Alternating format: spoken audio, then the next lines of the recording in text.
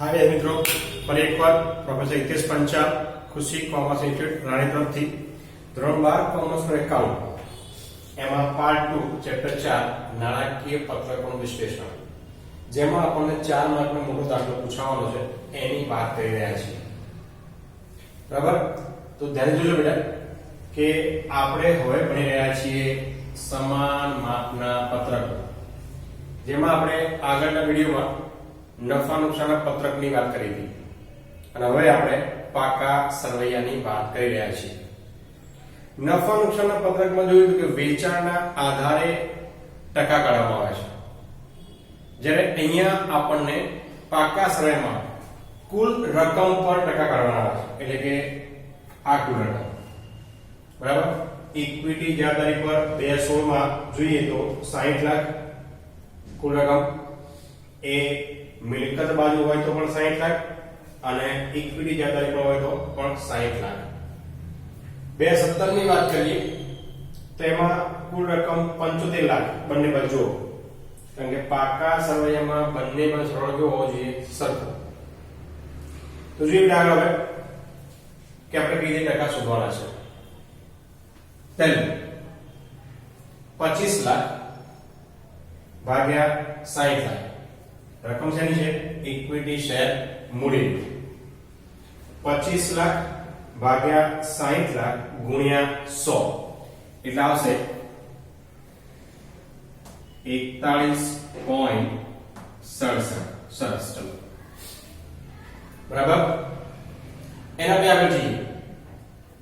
Preference share મૂડીમાં શું છે? Dash, એટલે ટકા આપણે શું કરવાનો? ડેશ. ઓકે. નેક્સ્ટ આગળ અનામત અને વધારો, જેમાં આવશે સામાન્ય અનામત 6 લાખ ભાગ્યા 60 લાખ ગુણ્યા 100 એટલે આવશે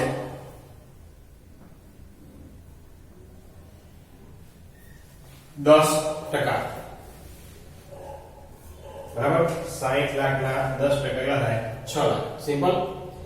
સેમ રકમ આવી 6 લાખ, તો ફરી ગુણાકાર ભાગાકાર બેસાય નહીં, અહીં લખી નાખવાના હોય 10%. ઓકે. હવે આગળ જઈએ. બિન ચાલુ જવાબદારીમાં 9% ની બેંક લોન કેટલા છે? 15 લાખ. તો 15 લાખ ભાગ્યા 60 લાખ ગુણ્યા 100 તો કેટલા આવે? હા, 25%. ચલો નેક્સ્ટ. હવે આવી ચાલુ જવાબદારી, એના પણ ટૂંકા ગાળાના દેવા કેટલા આપે છે? 2 લાખ ભાગ્યા 60 લાખ ગુણ્યા 100 એટલે આવશે હા 3.33%. બરાબર? પોઈન્ટ પછી 2% લખવા, પોઈન્ટ પછી 2 આંકડા લખવાના આપણે. ચલો એના પછી 6 લાખ ભાગ્યા 60 લાખ ગુણ્યા 100 તો 6 લાખ પર આવી ગયા છે. કેટલા હતા? 10%. તો અહીંયા પણ 10% જ આવે. એનો મતલબ એવો થયો કે ટકાની વાત હોય એટલે કુલ કેટલા આવે છે? 100. બરાબર? એટલે આ 60 લાખ થઈ ગયા 100. હવે આપણે વાત કરીએ મિલકત સાઈડ 2016 ની. ફરી યંત્રો આપ્યા 20 લાખ ભાગ્યા 60 લાખ ગુણ્યા 100 હા 33.33. બરાબર? આગળ જમીન મકાન 15 લાખ ભાગ્યા 60 લાખ ગુણ્યા 100 એટલે આવે 25%. બરાબર? પછી ટ્રેડમાર્ક 3,40,000 ભાગ્યા 67 લાખ આ થાય 60 લાખ ગુણ્યા 100 એટલે આવે 5.67. Very good. ફરી બિન ચાલુ રોકાણો કેટલા આપે છે? 15 લાખ ભાગ્યા 60 લાખ ગુણ્યા 100 તો ઉપર 15 લાખ રકમ આવી ગઈ છે, તો 15 ની સામે હંમેશા 25% જ થાય. આગળ ચાલુ મિલકતમાં દેવાદાર કેટલા આપે છે? 3 લાખ ભાગ્યા 60 લાખ ગુણ્યા 100 એટલે આવે 5%. ઊંધું ચેક કરી શકાય હો. 60 લાખ ગુણ્યા 5% કરો 3 લાખ થઈ જાય. બરાબર? તો એ પ્રમાણે 2,40,000 ભાગ્યા 60 લાખ ગુણ્યા 100. હા 6 24 4%. એના પછી રોકડ 1,20,000 ભાગ્યા 60 લાખ ગુણ્યા 100. હા 2%. કઈ રીતે? 2,40 ના અડધા છે, ટકા એ 4 એટલે કેટલા આવે? 2. આનું ટોટલ પણ કેટલું થાય? 100. ટકા હોય એટલે 100 લખી દેવાના. આમ તો ચલો હવે મિલકત સાઈડ બંને બાજુ ટકા મળી ગયા આપણને બે સોળ માટે, ઇક્વિટી જવાબદારી અને મિલકત સાઈડ.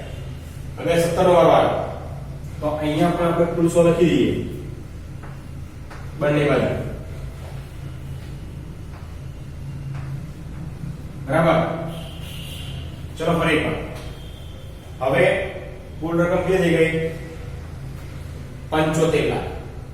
બધી રકમને 75 લાખ વડે ભાગવાના છે. તો જો 25 લાખ ભાગ્યા 75 લાખ ગુણ્યા 100. બીજો ભાગ છે ને એટલે શું આવે? 33.33. બરાબર? ફરી પ્રેફરન્સ શેર મૂડી અહીંયા છે કેટલી? 15 લાખ. તો 15 લાખ ભાગ્યા 75 લાખ ગુણ્યા 100. હા 20%. આગળ 8 લાખ ભાગ્યા 75 લાખ ગુણ્યા 100.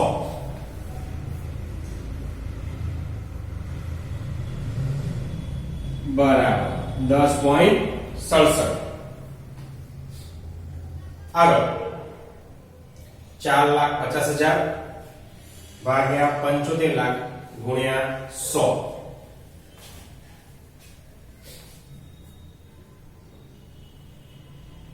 યસ 6%. ફરી 15 લાખ ભાગ્યા 75 લાખ ગુણ્યા 100. આગળ આવી જો કેટલા ટકા? 20. તો અહીંયા પણ લખવાના 20.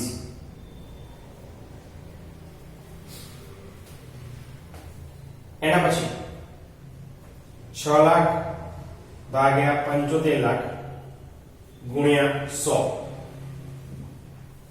સરસ 8%. હવે 1,50,000 ભાગ્યા 75 લાખ ગુણ્યા 100. હા 2%.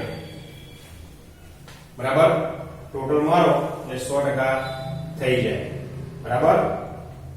ચાલો હવે આયા આપણે મિલકત સાઈડ 2017 માં. ફરી 15 લાખ ભાગ્યા 75 લાખ ગુણ્યા 100. તો બેટા અહીંયા તો આવી ગયા 15 લાખ. ટકાવારી સેમ જ આવે 20. એ પ્રમાણે જો 25 લાખ ની પણ ટકાવારી આવી ગઈ છે 33.33. આવું ધ્યાન રાખવાનું, એક્ઝામમાં ટાઈમ ના ઘટે એટલા માટે આગળ જો ટકા આવી ગયેલા હોય, રકમ સેમ આવતી હોય તો તમારે કોપી કરી નાખવાની. એના પછી 5 લાખ ભાગ્યા 75 લાખ ગુણ્યા 100. હા 6.67. બરાબર? એના પછી 4,50,000. તો આ 4,50,000 કેટલા ટકા છે? 6.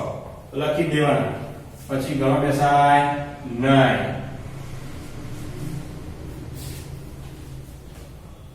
15 લાખ તો એ પણ આવી ગયા જોઈ રહ્યા તો એની ગણતરી કરવા બેસવાનું નહીં ડાયરેક્ટ લખી જ દેવાનું ચલો હવે 3,75,000 ભાગ્યા 75 લાખ ગુણ્યા 100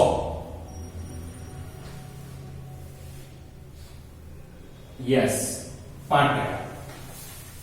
બરાબર તો રકમ જે સેમ છે 3,75,000 તો એના પણ 5% લખી દેવાના ચલો હવે છેલ્લું 3 લાખ ભાગ્યા 75 લાખ ગુણ્યા 100 4%. સરસ તો બેટા આ પ્રમાણે તમારે ટકા શોધવાના છે સમાન માપમાં બંને વર્ષમાં ટકા શોધવાના હોય છે બરાબર આ ખાસ ધ્યાન રાખવાનું નફા નુકસાનનું પત્રક હોય તો વેચાણ પર આધારિત ટકા શોધવાના અને પાકું સરવૈયું હોય તો કુલ રકમ પર ટકા શોધવાના ઓકે સરસ ચલો તો તમને લોકોને આમાં ખ્યાલ આવી ગયો હશે ના આવે તો ફરી જુઓ અને વારંવાર ગણો ભૂલ પડે ફરી એક જુઓ ફરી ગણો તમને વધારે સારું આવડશે આમ તો એક પદમાં ખબર પડી જાય એવું છે છતાં એવું લાગે તો 2-3 વખત જોવાનું સમજવાનું અને પછી જ કામ કરવાનું બરાબર ઓકે હવે ગુડ ડે બાય